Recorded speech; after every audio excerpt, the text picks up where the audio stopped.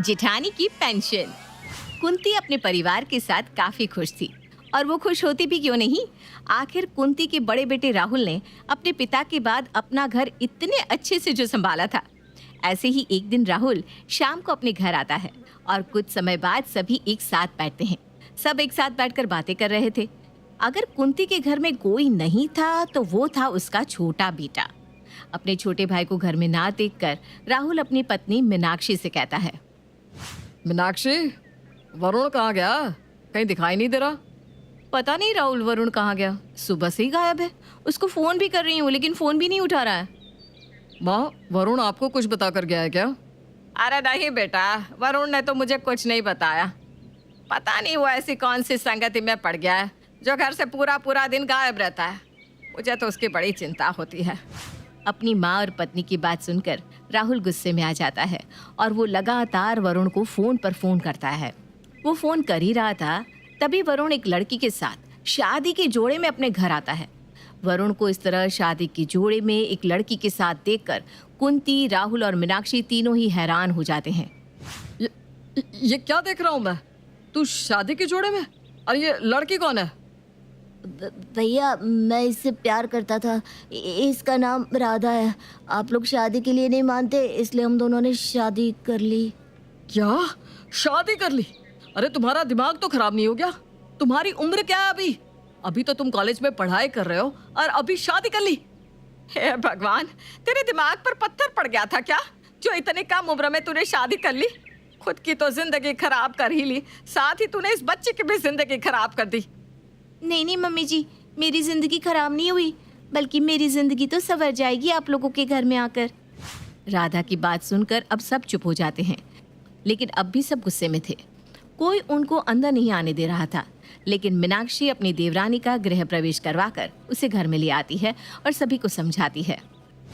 Mummy जी, वरुण और राधा दोनों ही छोटे हैं। उन्होंने बचपन में एक दूसरे से शादी कर ली, लेकिन हम तो समझदार हैं ना।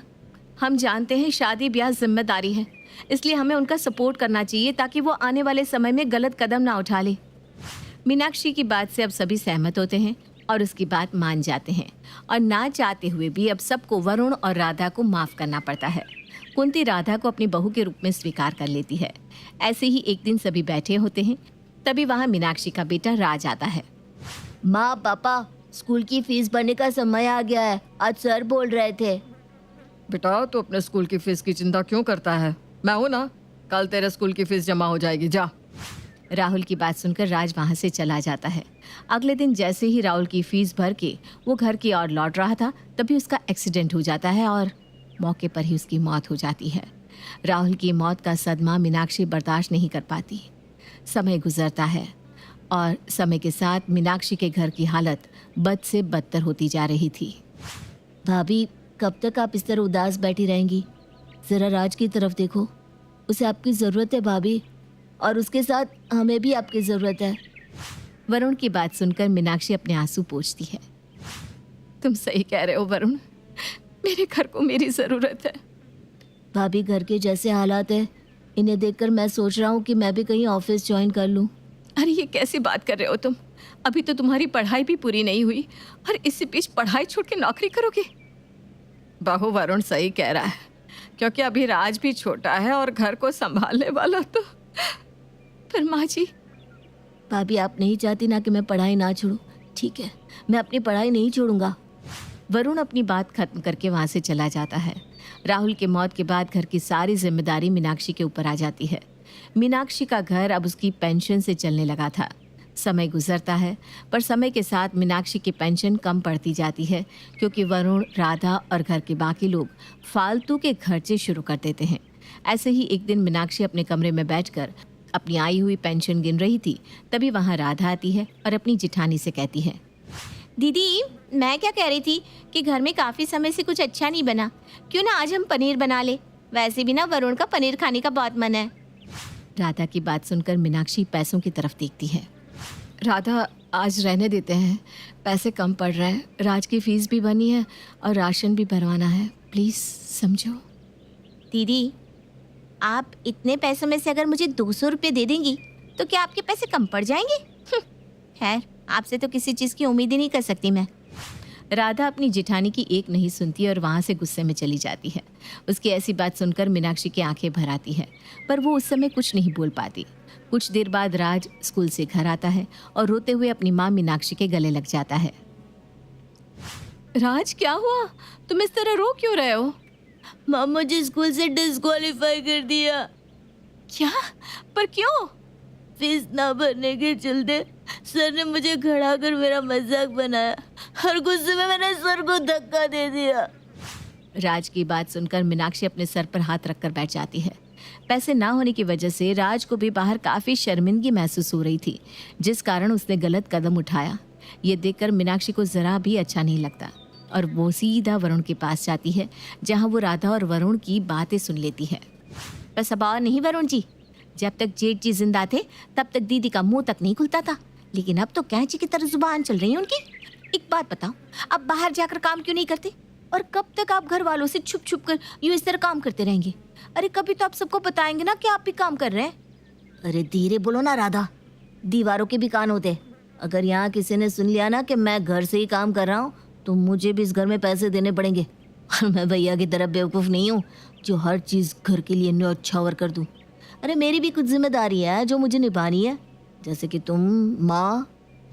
वरुण की बात सुनकर मीनाक्षी को एक धक्का लगता है और वो उन सब चीज़ को याद करती है जो राहुल और उसने मिलकर वरुण के लिए की थी। वरुण की बात सुनकर मीनाक्षी अपने कमरे में जाती है और राहुल की फ़ोटो लेकर फूट फूट कर रोने लगती है। जिस वरुण को मैंने अपने बेटे की तरह पाला, जिसको किसी चीज़ की कमी नहीं छोड़ी, आज वो मुझे और मेरे बेटे को ही देखना पसंद नहीं कर रहा। मीनाक्षी रोते हुए खुद से बात कर रही थी, तभी वहाँ राज आ जाता है और अपनी माँ को इस तरह रोता देख वो अपनी माँ से रोने का कारण पूछता है। उसके पूछने पर मीनाक्षी उसको सब कुछ बता देती है, जिस पर राज अपनी माँ से कहता है, माँ अगर ऐसी बात है तो कोई बात नहीं, मैं कमाऊंगा और हमारे घर को मैं संभालूंगा। नहीं बेटा, मैं तेरी पढ़ाई बीच में बंद नहीं करवा सकती, चाहे मुझे इस घर में रहना पड़े या ना रहना पड़े। इतना बोलकर मीनाक्षी गुस्से में वहाँ से चली जाती है और सभी घर वालों को बुलाती है। क्या हुआ भाभी, आपने अचानक सबको इस तरह क्यों बुलाया? ज़रा रुकिए देवर जी, माँ जी को भी आ जाने दीजिए, तब उनके सामने ही सारी बात होगी। मीनाक्षी के इतना बोलते ही कुंती भी वहाँ आ जाती है। क्या हुआ बहू, अचानक तूने हम सबको ऐसे क्यों बुलाया? माँ जी, अब मुझसे इस घर का खर्चा नहीं उठ पाता। वो तो मेरे पति बेवकूफ़ थे जो उन्होंने इस घर के लिए इतना किया। क्यों देवर जी, सही कह रही हूँ ना मैं? खैर, अब मुद्दे की बात पर आती हूँ। मैं इस घर में 1 रुपया भी खर्च नहीं करूँगी, क्योंकि मेरी सारी पेंशन राज की फीस में जाएगी और अब से इस घर में वरुण भी उतना ही पैसा देगा जितना कि मैं।